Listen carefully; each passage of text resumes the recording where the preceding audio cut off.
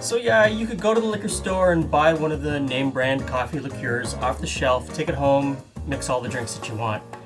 But if you make it at home, you can play with the flavor a little bit and you can make it your own. You can really make this part of your signature cocktails. First off, you're going to need an overproof rum. We're using Bacardi 151, which clocks in at about 75.5% alcohol. You're going to need a dark roast, coarse ground coffee, half a vanilla bean, half of a cinnamon stick, 2 to 3 cocoa nibs, and 1 slice of orange peel. Sometimes the orange peel can be overpowering, so you might want to cut back on it a little bit. This is where, you can play with it and make it your own.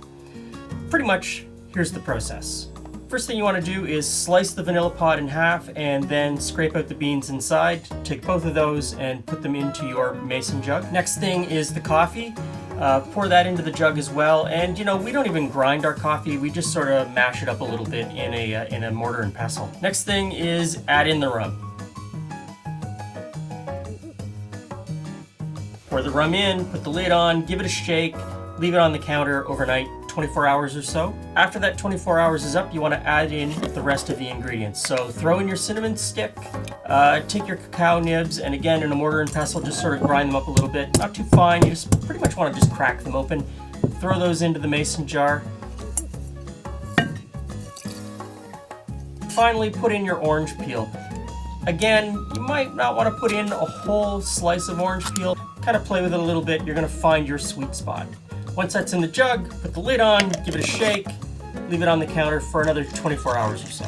At the end of the second 24-hour period, you want to strain out the solids, and you really want to strain them clear. You don't want any sediment in your liqueur.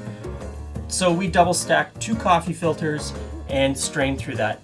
Don't press down on it, just let gravity take its course. Once you strain it out, you're going to get about 350 milliliters of coffee infusion, and to that you want to add simple syrup. Now, we don't like ours too cloyingly sweet, so we don't add a whole lot of simple syrup. And one of the things that helps it not be too cloyingly sweet is we use that overproof rum at the beginning. So the overproof rum helps you extract all of the goodness out of those ingredients, but it also keeps it from being too syrupy on your palate. Really gives it a nice finish. So we usually start out with about 120 milliliters of simple syrup, pour that in, give it a stir, give it a taste, and maybe you might want to add a little bit more. So if you do, pour a little bit more in, give it another taste, figure it out. And that's it. That's all it takes to make coffee liqueur at home. This is great in Black Russians, this is great in White Russians, this is great on the rocks, just sitting on the porch on a summer day. Hope you enjoy it. See you again soon.